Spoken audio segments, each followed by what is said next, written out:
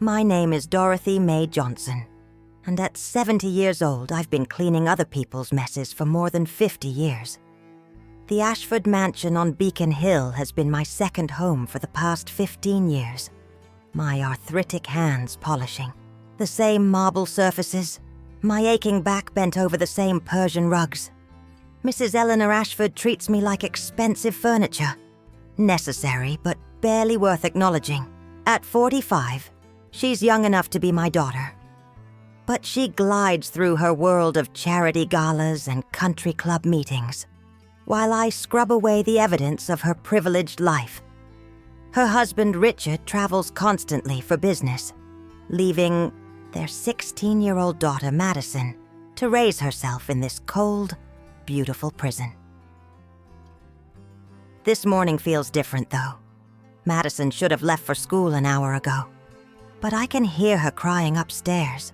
The usual classical music isn't playing from Mrs. Ashford's study, and her untouched coffee grows cold on the Italian marble counter. I find Madison collapsed on her bathroom floor, convulsing. Foam flecks her lips, and an empty pill bottle lies nearby. My 70-year-old hands shake as I dial 911, my Mississippi accent thick with panic. She's overdosed, honey.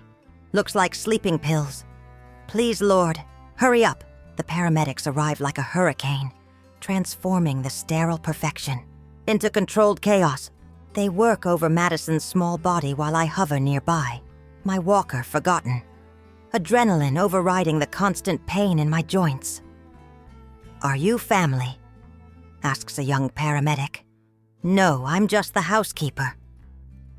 The words taste like ash, just as if 15 years of being the only adult who actually pays attention to this child means nothing. At Massachusetts General Hospital, I pace the ICU waiting room as best as my old legs allow. The fluorescent lights make everything harsh and cold. Dr. Chen emerges from room 312, his expression grave. Massive overdose. We pumped her stomach, but the next 24 hours are critical. Where are her parents? I stare at him, my heart breaking. Mrs. Ashford is at a spa retreat in Vermont, completely unreachable. Richard is somewhere in Tokyo, on business. Their 16-year-old daughter tried to kill herself, and they don't even know. "I'll try to reach them," I whisper, but I already know what will happen. Mrs. Ashford's phone goes straight to voicemail. She always turns it off during her wellness weekends. Richard's assistant in Tokyo sounds annoyed when I finally reach her. "Mr. Ashford is in crucial meetings all week. Can't this wait until he returns Friday?" "Their daughter tried to commit suicide," I say, each word deliberate. A pause. I'll see what I can do." I hang up, my hands trembling with rage older than my bones. Madison lies dying, and her parents can't be bothered to interrupt their schedules. That's when I make the decision that changes everything. I walk past the family-only sign, past the nurse's station, and into room 312. Madison looks impossibly small under the white sheets, machines beeping around her like mechanical prayers. I settle my 70-year-old body into the uncomfortable plastic chair and take her pale hand in my weathered brown one.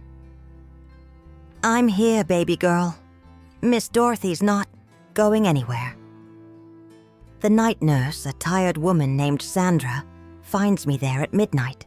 "Ma'am, visiting hours are over. Only family can stay overnight." I look up at her, my eyes fierce with 7 decades of righteous anger. "Then I guess that makes me her grandmother." Sandra studies my face. The deep lines carved by years of hard work, the determination born from a lifetime of fighting for what's right. Something in my expression convinces her. "If anyone asks, you're her great-aunt from Mississippi, visiting for the week. Thank you, child." As the night deepens, I hold Madison's hand and whisper the same lullabies I sang to my own children 40 years ago. I tell her about the vegetable garden I tend behind my small apartment, about the cardinals that visit my feeder every morning, about all the reasons tomorrow might be worth seeing. I know why you did this, sugar. I murmur. I've watched you these 15 years, growing up lonely in that big house. I've seen how your mama barely looks up from her phone when you try to talk to her. How your daddy promises to come to your school plays, but never shows up. Around 3 a.m., Madison's eyes flutter open, unfocused, confused, but open. She tries to speak around the tubes in her throat. I lean closer. Madison, honey, it's Miss Dorothy. You're in the hospital, but you're safe now. I'm not leaving you alone. Her eyes find mine, and for the first time I see real recognition there. Not the polite acknowledgement she usually gives me, but genuine relief. She spent 16 years being ignored by the people who should love her most, but she knows I see her. Tears leak from the corners of her eyes. Hey, if you're enjoying this story, let me know where you're watching from. Don't forget to hit that like button and subscribe for the next chapter. Because when Madison's parents finally show up, their reaction will shock you. And what I discover about this family will change everything. Dr. Chen arrives at dawn, surprised to find me still there, my old bones protesting from hours in the plastic chair. You stayed all night? Someone had to.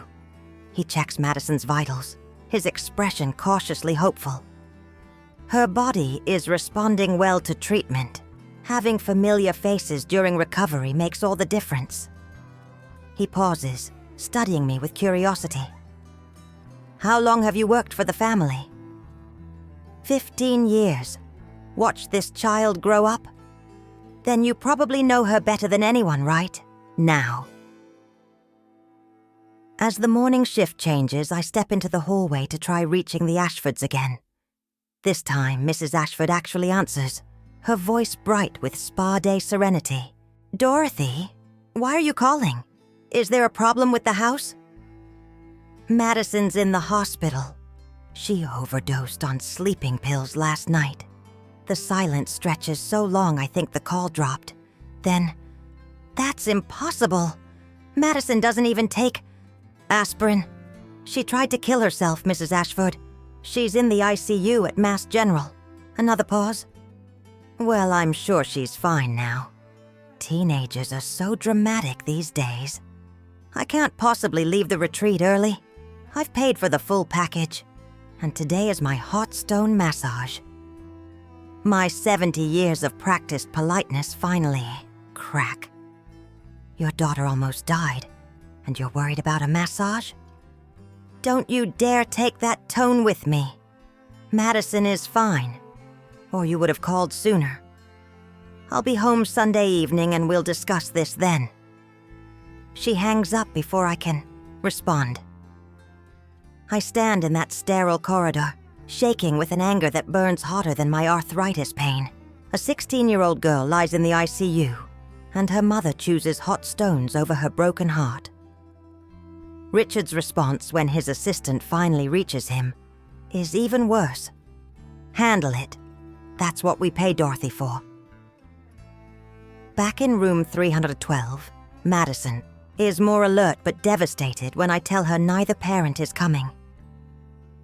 I knew they wouldn't, she whispers, voice raw from the tubes.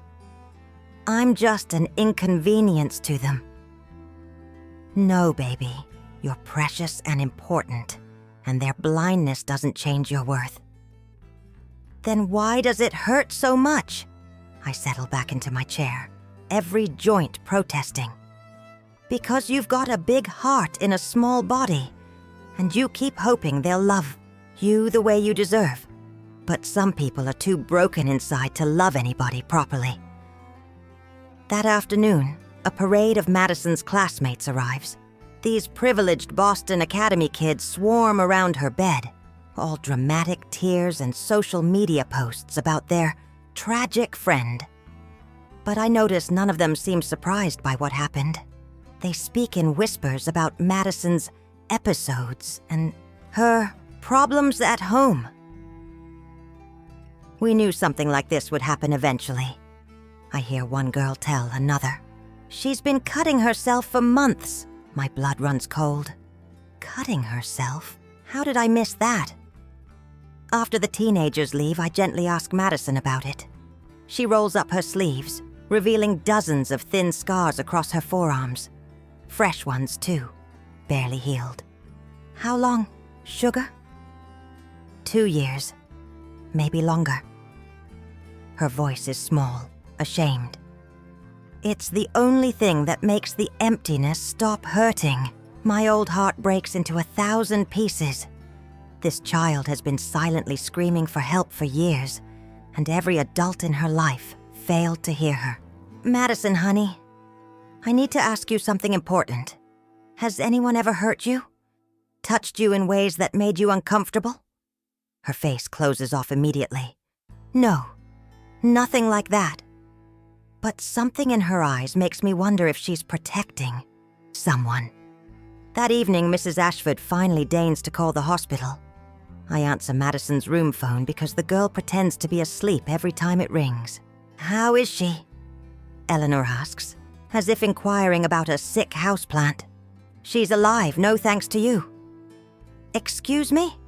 I won't tolerate insubordination from the help. I'm not the help right now.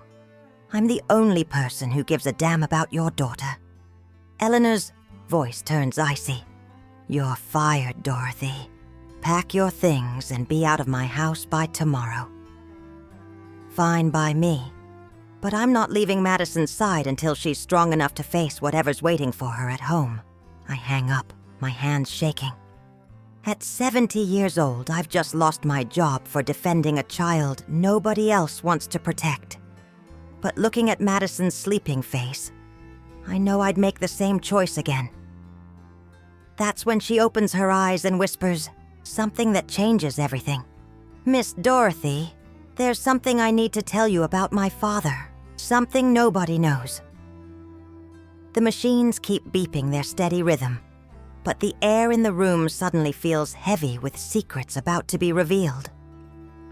Don't forget to hit that like button and subscribe, because what Madison tells me about her, Father will expose a truth so dark it explains everything about this broken family, and it's going to force me to make the hardest decision of my 70 years. Madison's words hang in the air like smoke. My 70-year-old heart pounds as she struggles to find courage I shouldn't be asking a 16-year-old to have. He comes to my room sometimes. She whispers, so quietly I have to lean forward despite my hearing aid. When Mother's at her retreats or charity things, he says it's our special secret. The world tilts sideways. 15 years I've worked in. That house, and I never knew. Never suspected. The shame burns through me like acid. How did I miss the signs? How long, baby?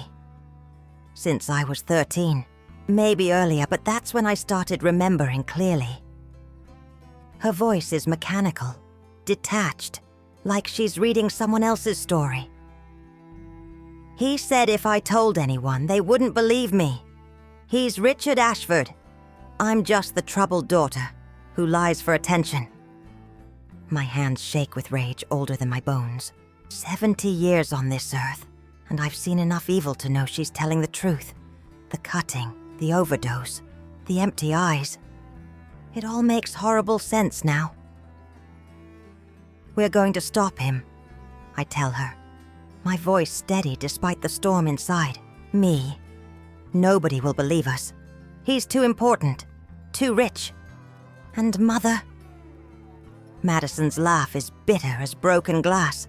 She'll choose him over me. She always does.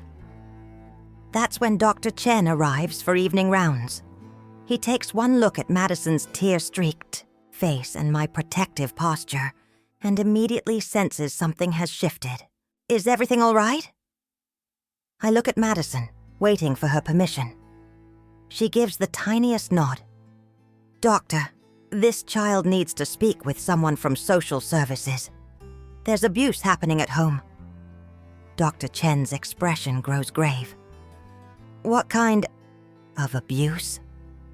Madison finds her voice, small but determined. Sexual abuse by my father. For 3 years, the clinical mask slips from Dr. Chen's face, replaced by the compassionate anger of someone who's seen too many broken children. I'm calling our social worker immediately. And the police. No police, Madison says quickly. Not yet. I'm not ready. Honey, I say gently, he can't keep hurting you. I know, but I need time, please. Dr. Chen nods slowly. We'll start with our social worker, Maria Santos. She's excellent with cases like this. But Madison, you're safe here. No one can hurt you while you're in this hospital. After he leaves, Madison grabs my hand with surprising strength. Miss Dorothy, I'm scared. What if they don't believe me? What if they send me back home? Then you'll come stay with me, I hear myself saying. My apartment's small, but there's room for one more. I've got a fold-out couch and a garden that needs tending. You'd do that, even though you barely know me? Child, I've watched you grow up. I've seen you set the table for birthday dinners where nobody came. I've found your homework in the trash because no one cared to look at it. I've been loving you from a distance for 15 years. It's time I did it up close. The next morning brings chaos. Mrs. Ashford arrives from her spa retreat, looking like a magazine advertisement for wealthy wellness, all glowing skin and designer casual wear. She sweeps into Madison's room like an avenging angel. What is this nonsense about calling social services? Do you know how embarrassing this is? Madison shrinks into her hospital bed, but I stand up despite my protesting joints. Your daughter told us your husband has been sexually abusing her for 3 years. Eleanor's face goes through a complex series of emotions. Shock, denial, calculation, and finally, cold fury. That's impossible. Madison has always been a troubled child, prone to dramatic stories for attention. Look at her arms, I say quietly. Look at the scars. Eleanor barely glances at Madison's revealed forearms. Self-harm is a cry for attention. Teenagers do it for sympathy. She tried to kill herself because her father has been raping her. The word hangs between us like a slap. Eleanor flinches, then her face hardens into something inhuman. Richard would never. He's a respected businessman, a pillar of the community.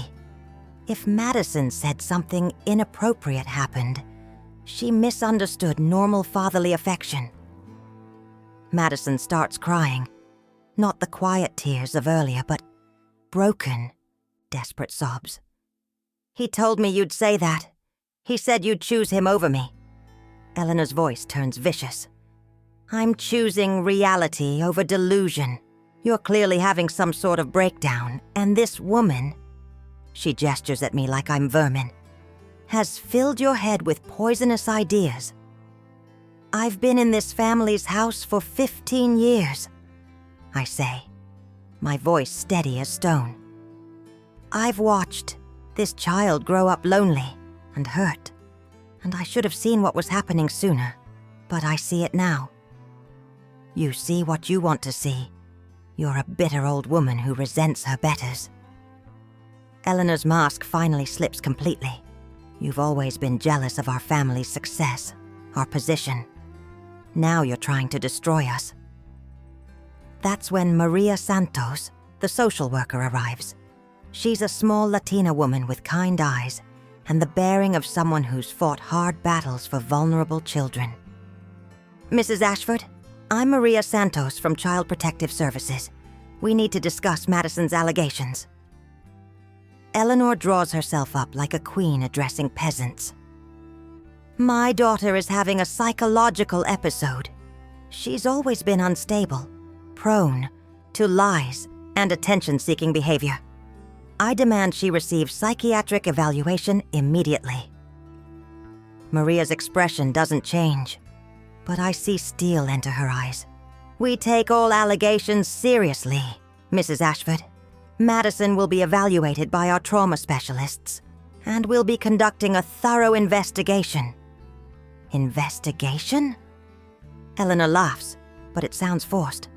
Of what? The fantasies of a disturbed teenager? Of credible allegations of child sexual abuse. The words hit Eleanor like physical blows. For the first time, she seems to understand this isn't going away. That her carefully constructed world of charity galas and social standing might crumble. This is ridiculous. I want my lawyer. That's your right, Maria says calmly. But until we complete our investigation, Madison will remain in protective custody. Eleanor turns on me, her face twisted with hate. This is your doing. You poisoned her against us. I listened to her, I say simply. Something you never bothered to do. Don't forget to hit that like button and subscribe, because Eleanor's next move will shock you. And when Richard finally shows up, the confrontation will reveal just how far this powerful family will go to protect their secrets. Richard Ashford arrives from Tokyo like a storm system, all expensive suits and barely controlled rage. I'm dozing in my chair beside Madison's bed when his voice cuts through the ICU, quiet like a blade. Where is she? Where's my daughter? Madison goes rigid, pressing herself into the hospital bed, as if she could disappear into the mattress. Her father fills the doorway. Tall, handsome, powerful. Everything a successful businessman should be. But I see what Madison sees. A predator in a $3,000 suit. Hello, sweetheart, Richard says, his voice dripping fake concern.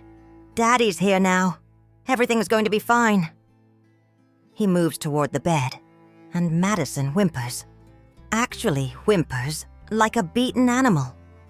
Stay away from her, I say, rising from my chair with every joint screaming protest. Richard notices me for the first time, his expression shifting to the casual disdain I've endured for 15 years. Dorothy, I should have known you'd be in the middle of this chaos, filling Madison's head with poisonous nonsense while she's vulnerable. The only poison in this room is you. His facade cracks for just a moment, revealing something cold and dangerous underneath. You're fired. I want you out of this hospital and out of our lives immediately. Too late for that. Your daughter told the truth, and now Child Protective Services knows what you are. Richard's laugh is smooth as silk and twice as fake. My daughter is having a mental breakdown. She's always been unstable, prone to fantasy and attention-seeking behavior. Eleanor and I have been worried about her for months. Worried enough to get her professional help? We tried. She refused treatment, became more defiant, more prone to outrageous stories. He moves closer to Madison's bed, and she actually shakes. Haven't you, sweetheart? Remember Dr. Pemberton? How you accused him of inappropriate touching, too. My blood runs cold. He's laying groundwork, creating a pattern of false accusations to discredit her. This man has been planning his defense for years. That's not what happened, Madison whispers, but her voice is so small it barely carries across the room. Of course not, sweetheart. You were confused then too. Richard's voice is gentle, loving, the perfect concerned father. Just like you're confused now. That's when Maria Santos returns, this time accompanied by Detective Williams from the Boston Police Department. Richard's mask doesn't slip for a second. Detective, thank goodness. I understand my daughter made some very serious allegations while in the midst of a psychiatric crisis. I want to help in any way I can to get to the bottom of this confusion. Detective Williams is a black woman about my daughter's age, with eyes that have seen every kind of human cruelty. She studies Richard carefully before speaking. Mr. Ashford, we need to discuss these allegations in detail. Would you prefer to do this here or at the station? Here is fine. I have nothing to hide. Richard's confidence is absolute, practiced. I love my daughter desperately, and I'm willing to do anything to help her through this difficult time, including submitting to a polygraph test. For the first time, Richard hesitates, just for a heartbeat, but Detective Williams catches it. Of course, though I hardly see how that's necessary. Madison is clearly having some sort of breakdown. Dad, please, Madison says, her voice stronger now. Just tell the truth, please. Richard's face transforms with what looks like genuine pain. Sweetheart, I don't know where these ideas came from, but they're not real. Daddy loves you, but not in the way you're thinking. That's not normal. That's not healthy. It's masterful. He's making her question her own reality, while appearing to be the loving, confused father.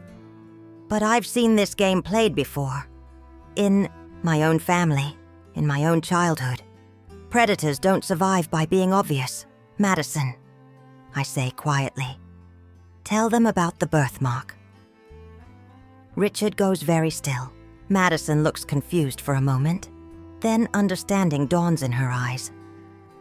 He has a crescent-shaped birthmark on his left hip, she says clearly, and a scar from appendix surgery when he was 12. The room falls silent. These aren't details. A daughter would normally know about her father's body. Richard recovers quickly. Madison has seen me in swimming attire many times. We have a pool, family vacations. She also knows about the tattoo. I continue, guessing based on Madison's sudden confidence.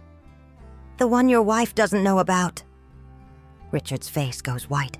Madison sits up straighter, finding strength I didn't know she possessed. The Chinese symbol on your shoulder blade.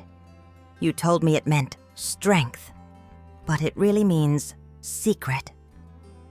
I looked it up. Detective Williams is taking notes now, her expression grim. Mr. Ashford, we're going to need that polygraph test. Today. This is ridiculous. I'm being railroaded based on the fantasies of a mentally ill teenager. But Richard's voice has lost its smoothness. I demand my lawyer be present. That's your right, Detective Williams says.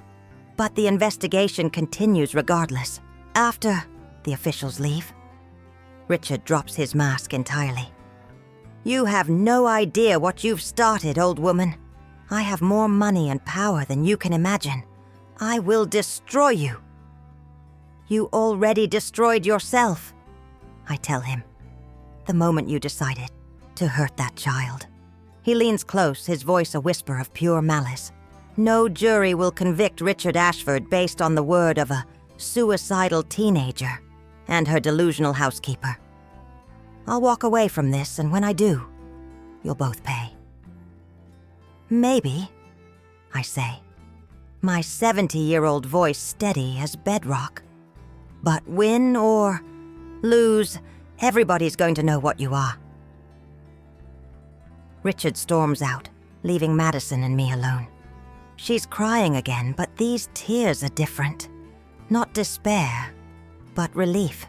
Do you think they'll believe me? I think the truth has a way of coming out, baby girl. And you were brave enough to tell it.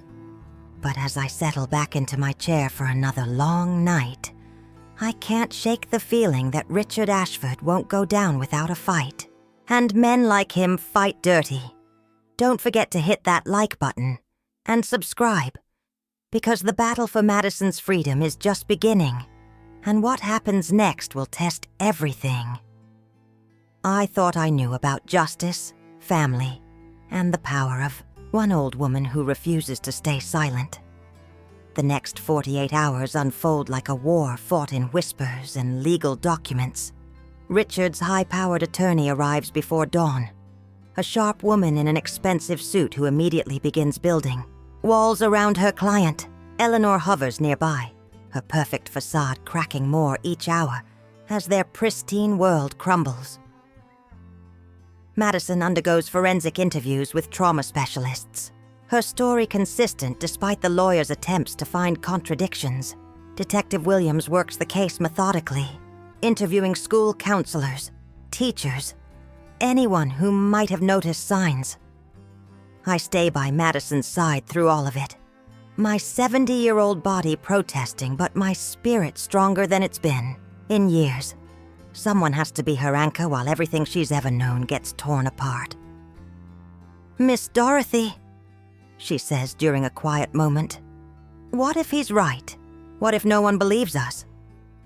Then we'll keep telling the truth until someone listens. That's all we can do, sugar." Dr. Chen provides the medical evidence that changes everything. During Madison's initial examination, he discovered signs of chronic trauma consistent with long-term sexual abuse. Physical evidence that can't be explained away or dismissed as teenage fantasy. Richard's lawyer immediately demands a second opinion, claiming the findings are inconclusive and open to interpretation. But Detective Williams has seen enough cases to know what she's looking at. "Mr. Ashford, we have Madison's testimony, physical evidence, and your daughter's detailed knowledge of intimate aspects of your body. We also have your wife's statement that you were frequently alone with Madison during her business trips." Eleanor, who's been silent through most of the proceedings, finally speaks up. "I never said that." Detective Williams pulls out her notebook. "Yesterday you confirmed that you take monthly spa retreats and frequently attend overnight charity events, leaving Mr. Ashford alone with Madison." That's different. That's normal family life. It provided opportunity," Detective Williams says quietly. "Combined with the other evidence, it establishes a pattern." That's when Richard makes his fatal mistake. Faced with mounting evidence, he tries to shift blame onto the most vulnerable target he can find. "If something inappropriate happened to Madison," he says, his voice carefully controlled, "perhaps you should be questioning our housekeeper. Dorothy has been alone with my daughter countless times over the years. She's the one with unrestricted access." The accusation hits me like a physical blow. 70 years old, and this man is trying to paint me as a predator to save his own skin. But Madison explodes with a fury I've never seen from her. "Don't you dare blame Miss Dorothy. She's the only person in this whole family who ever cared about me. She never touched me inappropriately, never made me feel scared or dirty or wrong." Her voice carries down the hospital corridor, and other patients' family members stop to stare. "Miss Dorothy fed me when you forgot I existed. She helped with homework you never asked about. She held me when I cried about things I couldn't tell anyone." Richard tries to interrupt, but Madison isn't finished. "You want to know the difference between you and Miss Dorothy? She loves me without wanting anything back. She never made loving me hurt." Detective Williams is writing furiously, capturing every word. Eleanor looks like she's about to be sick, and Richard's perfect mask, finally, completely shatters. "You ungrateful little bitch," he snarls. "After everything I've given you, everything I've sacrificed, you repay me with lies and accusations?" The words hang in the air like poison gas. Even his lawyer looks stunned by the venom in his voice. "Sacrificed?" Madison laughs, but there's no humor in it. "What did you sacrifice? The only sacrifice was mine, my childhood, my innocence, my ability to trust anyone." That's when Maria Santos returns with news that changes everything. Mr. Ashford, we've been in contact with the FBI. It appears there are federal charges being considered related to child pornography found on your personal computer. The color drains from Richard's face. Eleanor gasps and takes a step back from her husband, as if his guilt might be contagious. That's impossible. Someone must have planted. Richard stumbles over his words, the smooth businessman replaced by a panicked predator whose web is finally unraveling. The images were created over a 3-year period, matching the timeline of Madison's allegations. Maria continues. They were stored in a hidden folder with sophisticated encryption. This wasn't someone else's doing, Mr. Ashford. Richard's lawyer immediately calls for a private consultation, but it's too late. The truth is out, spreading through the sterile hospital air like wildfire. Eleanor collapses into a chair, finally understanding that her perfect life was built on her daughter's suffering. How could I not have known? She whispers, more to herself than anyone else. Because you didn't want to know, I tell her, not unkindly. You wanted the perfect house, the perfect husband, the perfect social position. Madison's pain was just the price you were willing to let her pay for it. Eleanor looks at me with something that might be recognition or might be hate. You're right, she says finally. I failed her completely. It's not absolution, but it's acknowledgement. Sometimes that's all we get. Madison grabs my hand as the police prepare to arrest her father. What happens now, Miss Dorothy? Now you heal, baby girl. Now you get to be 16 without carrying secrets that were never yours to keep. As they lead Richard away in handcuffs, he tries one last manipulation. Madison, sweetheart, Daddy loves you. Don't let them destroy our family. But Madison just closes her eyes and holds my hand tighter. You already did that yourself. The legal battles will take months. The healing will take years. But sitting in that hospital room, holding the hand of a brave girl who chose truth over silence, I know we've already won the only fight that matters. Don't forget to hit that like button and subscribe for the final chapter, because Madison's journey to healing reveals something beautiful about the families we choose versus the ones we're born into. And sometimes the most powerful love comes from the most unexpected places. 6 months later, I'm standing in my small apartment kitchen, teaching Madison how to make cornbread from scratch. Her hands are steady now as she measures the cornmeal, no longer shaking from the trauma that once consumed her. The scars on her arms have faded to thin white lines, and more importantly, there are no new ones. Like this, Miss Dorothy? She asks, stirring the batter with careful precision. Perfect, sugar. Your great-grandmother would be proud. She smiles, a real smile, not the brittle mask she wore in that big house on Beacon Hill. Tell me about her again? I settle into my kitchen chair, my 70-year-old bones grateful for the rest. She was a tiny thing, barely 5 feet tall, but she had the biggest heart in Mississippi. Raised 8 children during the Depression.